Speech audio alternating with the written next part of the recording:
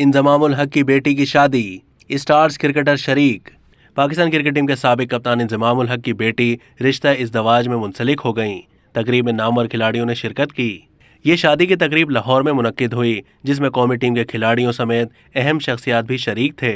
इंजमामुल हक की साहबजादी की शादी में पाकिस्तान क्रिकेट टीम के कप्तान बाबर आजम, शाहीन आफरीदी और दीगर खिलाड़ी भी शरीक थे।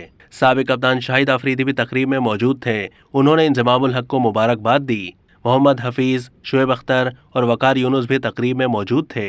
14 नवंबर 2022 को सरगोदा में कौमी क्रिकेट टीम के साबिक कप्तान इंजमामुल हक की बेटी की मेहंदी की तकरीब हुई थी, जिसमें घोड़ा डांस किया गया। मेहंदी की तकरीब में साबिक क्रिकेटर मुश्ताक अहमद को भी पगड़ी पहनाई गई थी। अब तक के लिए इतना ही। मज़ीद मालूमात के लिए डेली जंग के YouTube चैनल को सब्सक्राइब कीजिए।